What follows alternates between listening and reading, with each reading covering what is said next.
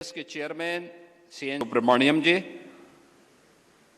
मुख्य महाप्रबंधक BSNL Shri Arun Kumar Garg ji, BSNL परिवार से जुड़े हुए अन्य हमारे सभी पदाधिकारीगण, समारोह में उपस्थित भारतीय जनता पार्टी के प्रदेश के अध्यक्ष चौधरी भूपेंद्र सिंह जी, हमारे माननीय विधायकगण डॉक्टर नीरज बोरा जी, रामचंद्र प्रधान जी, अन्य सभी सम्मानित महानुभाव और बीएसएनएल से जुड़े हुए सभी स्टेक होल्डर्स और उपस्थित बहनों और भाइयों, अभी कुछ देर में आदरणीय प्रधानमंत्री जी के कर कमलों से हमें भारत के पहले 4G स्वदेशी तकनीक पर आधारित भारत नेट के इस इंफ्रास्ट्रक्चर को उद्घाटन का अवसर प्रारंभ होगा। मैं इस अवसर पर भारत को एक नई डिजिटल क्रांति के रूप में आगे बढ़ाने और भारत की टेलीकॉम के सेक्टर की स्वदेशी तकनीक से आच्छादित इन सेवाओं के लिए आदरणीय प्रधानमंत्री जी के प्रति उत्तर प्रदेश वासियों की ओर से हृदय से आभार व्यक्त करते हुए इस पूरे कार्यक्रम के लिए बीएसएनएल परिवार को हृदय से बधाई देता हूं, अपनी शुभकामनाएं देता हूं। बहनों और भाइयों, किसी भी संप्रभु संपन्न राष्ट्र के लिए कुछ चीजें बहुत महत्वपूर्ण होती हैं। उसके पास अपनी स्वयं की सेना हो, उसके पास एक स्वतंत्र विदेश नीति हो, उसके पास अपनी स्वयं की तकनीक पर आधारित नेटवर्किंग हो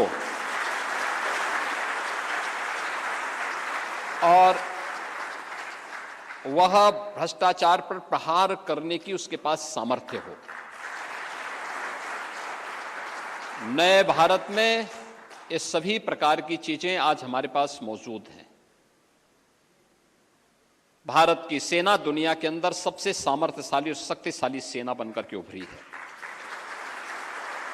आज डिफेंस सेक्टर में भारत ने जो उपलब्धि हासिल की है, आकाश और ब्रह्मोस मिसाइल के साथ साथ ड्रोन और रोबोटिक के क्षेत्र में भारत के भूतपूर्व सफलता एक नए भारत की और विकसित भारत की आहट को दुनिया के सामने प्रस्तुत करती है।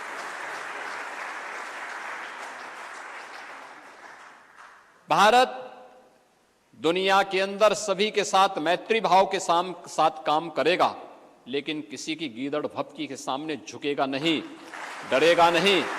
प्रधानमंत्री मोदी जी के नेतृत्व में नए भारत ने इस बात को हर मंच पर पूरी दृढ़ता के साथ कहा है और भारत के पास अपना स्वदेशी मॉडल का नेटवर्किंग होगा, जिसके माध्यम से हम भारत के नागरिकों को 4G की सेवाएं उपलब्ध करवा सकेंगे। न केवल टेलीकॉम के सेक्टर बल्कि डिजिटल पेमेंट के माध्यम से भी भ्रष्टाचार पर प्रभावी नियंत्रण लगाते हुए लोगों को एक बेहतरीन माहौल दे सकें। आज भारत दुनिया में तकनीक का पिछलग्गू नहीं बल्कि उसका लीडर बनकर के उभरा है। दुनिया के अंदर सबसे अधिक डिजिटल पेमेंट करने वाले देशों में भारत, आज यूपीआई दुनिया के अंदर सर्वाधिक डिजिटल पेमेंट करने वाला, यानी भारत ने डिजिटल क्रांति के क्षेत्र में दुनिया को अब लीड करना शुरू किया है और ये नए भारत की ताकत का एहसास दुनिया को कराता है। और उसी में अब बीएसएनएल भी 4G की इस क्रांति के साथ दूर दराज के उन क्षेत्रों में जहां पर हम लोग झेलते थे, दूर दराज के गांवों में, क्योंकि मुझे याद है 2017 में जब मुझे मुख्यमंत्री का दायित्व दिया गया था, हमने तय किया था कि ऑप्टिकल फाइबर के माध्यम से या नेटवर्किंग के माध्यम से हम बीएसएनएल की सेवाओं को हर ग्राम पंचायत के साथ जोड़ें। भारत नेट ने उसको आसान बनाया है और मुझे बताते हुए प्रसन्नता है कि ऑप्टिकल फाइबर और नेटवर्किंग का लाभ हमें किस रूप में मिला कि आज हम ग्राम पंचायत के अंदर ग्राम सचिवालय बना करके वहीं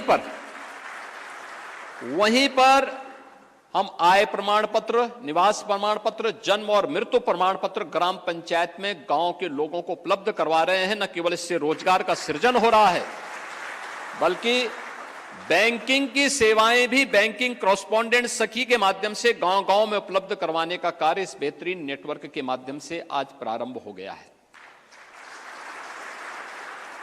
आपने देखा होगा, पहले किसी भी वृद्धजन का, किसी निराश्रित महिला का, किसी दिव्यांग जन का या किसी भी रिटायरिंग का कोई पेंशन की सुविधा होती थी, उसके लिए उसको चक्कर लगाने पड़ते थे, कार्यालय चक्कर लगाने पड़ते थे।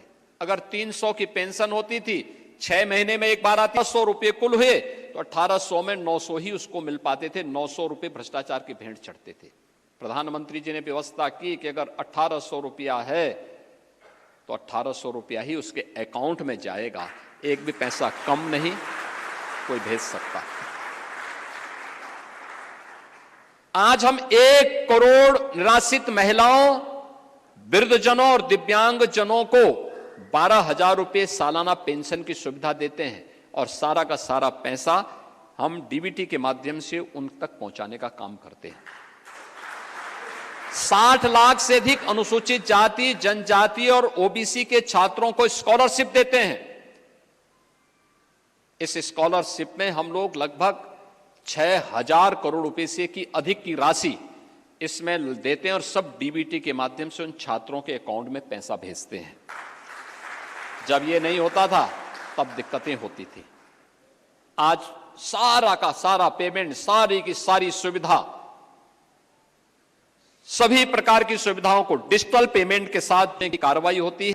परिणाम है हर उपभोक्ता, हर नागरिक उससे लाभान्वित होता है और उन कार्यक्रमों के साथ प्रफुल्लित भी होता है। ये नेटवर्किंग हमारे लिए उन दूर दराज के क्षेत्रों में, खासतौर पर नेपाल बॉर्डर पर, चंदौली, सोनभद्र, मिर्जापुर, चित्रकूट के उन नक्सल प्रभावित क्षेत्रों में अत्यंत महत्वपूर्ण भूमिका का निर्वहन करने में सहायक हो रही है। और अभी ये 4G है, आने वाले समय में हम 5G और 6G का भी इंतजार करने जा रहे हैं। 17 के पहले अगर जो नेटवर्किंग 2G या उसके लिए कुछ थी भी, तो उसमें तेल सप्लाई के नाम पे माफिया यहां भी हो गए थे। हमने उनकी कमर तोड़ी है और कमर तोड़ करके व्यवस्था सुनिश्चित की कि माफिया इसमें न घुसने पाए। किसी भी स्टेक होल्डर के साथ कोई अन्याय न करने पाए।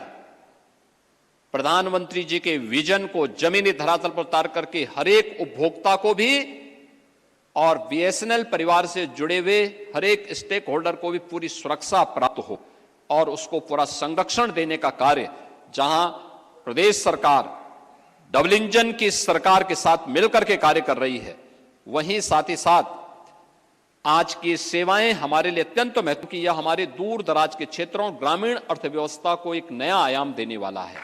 ये नए भारत का और विकसित भारत की आधारशिला तभी होगी जब ग्राम पंचायत आत्मनिर्भर होगी, नगर निकाय आत्मनिर्भर बनेंगे।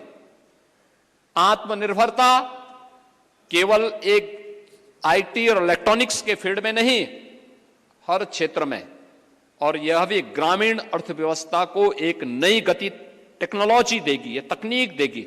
और मुझे पूरा विश्वास है कि बीएसएनएल की भारत नेट की सेवा एक नए भारत और विकसित भारत के निर्माण में प्रधानमंत्री जी के विजन को प्रभावी ढंग से आगे बढ़ाएगी।